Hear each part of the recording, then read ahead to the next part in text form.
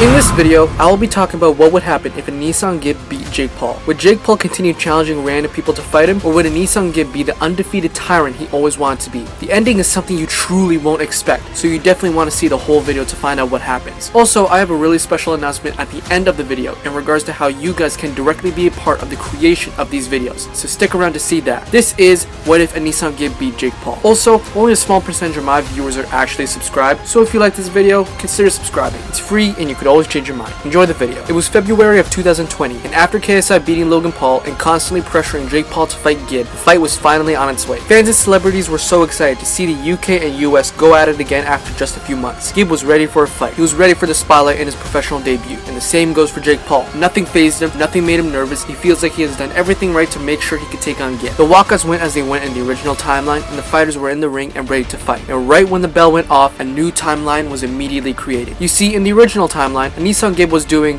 whatever this is.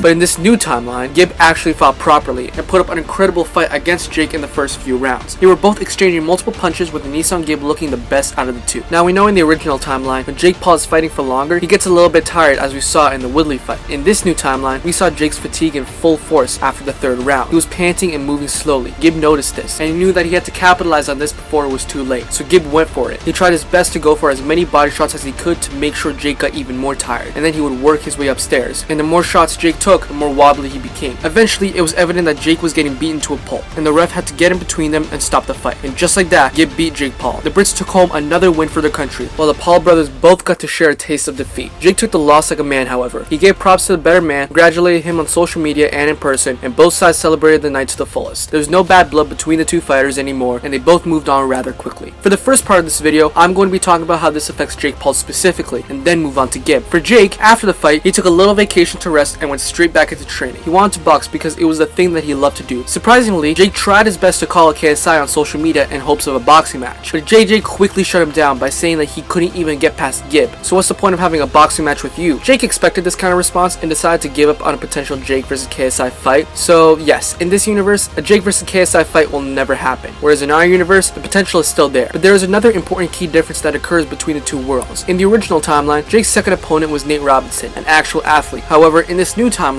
Jake decided to continue to go down the route of fighting social media stars, which is jokes because it goes to show that he doesn't want to fight a boxer still. Anyways, Jake took to social media to tell everyone that he is ready to box someone, and that whoever was willing to fight him to call him out. Jake was harassed online to the max because everyone was calling him Gib's son, and that people were surprised that he actually had the audacity to come back to boxing after his performance against Gib. This mentality wasn't present with the influencers, however. There were many people who wanted to pick a fight with Jake, but there was one individual that spoke volumes in comparison to everyone else, and that man was Austin McBroom. He clearly wanted this fight more than anyone, and he made constant social media posts calling out Jake for a fight. Jake entertained the possibility of this and did his typical thing of DMing his wife and making it a huge spectacle. You know, the cliche stuff. Austin was laughing at all his callouts, but wanted to actually talk business with Jake. So that's what happened. Austin and Jake talked about the logistics of this boxing match, and after multiple meetings and discussions, Austin versus Jake was finally underway, with Triller holding the event and doing the promotion. Fans were laughing at seeing this go down, because most of them didn't know who Austin McBroom was until the match, and after seeing Jake lose to Gib, they thought it was a pointless fight. But as time went on, people were getting more and more excited for this fight. Training went as you expected. They both trained hard and have full self-belief that they were going to win this fight. Anyways, the Jake and Austin fight was finally underway. Both fighters were fierce and prepared. They both did their ring walk, and they both got in the ring, and the bell went off. Jake came out swinging like an animal, and Austin didn't expect it. Jake did not want to lose again, and he was willing to do whatever it takes to make sure that doesn't happen. Austin remained cool, calm, and collected, and was able to dodge a few of his punches, while at the same time landing some of his own. For 2 rounds straight, Jake continued to fight like an animal. He had no technique. It was all about power and speed, and even though a lot of his punches landed on Austin, he sacrificed one thing: his stamina. For the second time, he failed to prioritize his stamina in training and was beginning to remember his time during the Gib fight about what happened when he got tired. Austin noticed that he was breathing heavy, and similar to Gib, he decided to take advantage of it, and with one big blow, he was able to knock down Jake to the ground. Everyone watching was in shock, but Jake refused to let history repeat itself. He decided to take a few seconds to catch his breath and quickly got up in time. Jake learned, and now he's ready to adapt. His boxing was now more technical. He was able to read Austin a bit better, and he immediately became a better fighter. Then after a minute, Jake landed one solid and strong punch towards Austin on the chin. He sent him to the ground. Austin, similar to Jake, got up after a few moments. However, seconds later, Jake knocked down Austin again. This is where Austin got really worried. He questioned what happened to him this entire time. Did he suddenly get worse, or did Jake get better? It was the end of the third round, and Austin and Jake quickly had to catch their breath and recover quickly. Austin knew that if he got knocked down again, he would lose, and Jake knew that if he doesn't use his energy wisely, he would lose. There was a lot at stake in this next round. Both fighters got up, the bell rang, and they started to fight again. Both of them were extremely cautious about their next move, until Austin threw a massive right hook. Jake dodged underneath, landed an uppercut on his chin, and knocked back Austin McBroom to the ground. And just like that, Jake Paul finally got his first ever win in a professional fight. Okay, now that we got him out of the way, let's talk about the start of the show. Anesongib was gassed and grateful to get his win after multiple weeks of vigorous training. Everything about him when it came to status simply went through the roof. He was getting featured in all these special interviews pertaining to boxing and was truly making a name for himself with his newfound fame, and Gib was really enjoying it. The UK as a whole absolutely loved him, and he received so many fans, but with more fans also comes a lot of haters. Gib was getting called up for fights over and over, and many people wanted to smoke with this guy. Slim, Fuzi, Adam Saleh, everyone was calling this guy out. And Gib was definitely entertaining it, but he was also smart. He knew that with his newfound fame, he had to use it intelligently. He didn't want to fight an influencer. He just made his pro debut, and the only way to go is up, not stay consistent, so he had to find someone who was a fighter and would bring in enough clout and attention. Now, understand this. In the previous timeline, Gib's fight after Jake was with Tayler Holder, but in this new timeline, the fight obviously was never going to happen. No one knew who Tayler was, so this fight wasn't going to bring in a lot of attention. But there was one man who was willing to get this job done, and that man was Dillon Danis. Yeah, that guy, I know, but please listen to me. Gib knew that people didn't like this guy. People thought that he was annoying and a clown, and he knew that if he was able to beat him, he would be doing the entire world a favor. After negotiations took place, this fight was underway on Gib's conditions, which meant that it was going to be a pro fight, 10 rounds, with 10-ounce gloves, under the zone, in London, England. Everything was perfect for Gib, and with that being said, Gib and Dillon began to train. Gib trained so much harder than he did against his fight with Jake. He knows that he's heading into uncharted territory. He needs to be prepared for the night of the fight, and not only put up an impressive performance, but also do the entire world a favor. Dillon also trained really hard, but similar to Jake's opponents, he simply believed that his background in fighting was going to carry him until the end, and not that much effort had to be put in order to be victorious. Then the night of the fight has officially arrived. The entire stadium was filled to the brim with Brits. Not a single Dillon fan was in sight, and it showed because as Dillon walked out, he was harassed with boos from every corner of the arena. Dillon smirked and rubbed it off like it was nothing. Even though he wasn't expecting this many haters, it still didn't faze him. Then Gib walked out, and my god was it a party. The entire arena cheered for this guy like he was the Queen of England. He played his classic FIFA music and was absorbing all the energy from the crowd and bottling it all up. He didn't want to scream or shout until it was time for him to fight. Both men entered the ring, and the bell went off. Both fighters were on par with each other throughout the entire fight. There were rounds where Dillon clearly won, and there were rounds where Gib clearly won. And this continued on for multiple rounds. No one got knocked down, and both fighters were extremely frustrated with how this fight was going because they weren't inflicting enough damage on the other opponent. As multiple rounds went on, it was time for the last round. Both fighters needed to make a statement in this last round quickly. As a result, in this round, Gib was landing multiple punches upon Dillon, and Dillon had enough of it and clinched, but the clinch wasn't tight enough, so Gib was able to get out of it and landed a massive punch upon his temple, which heavily winded him and warranted a standing 8 count from the ref. Gib's confidence went through the roof. It felt like that he just needed to stay calm for the last few moments of this fight. However, within the next 30 seconds, Dillon was landing a boatload of punishment upon Gib. Apparently his calmness translated to a lack of defense. He was backed up into a corner receiving punishment, which also warranted another standing 8 count. Gib was furious.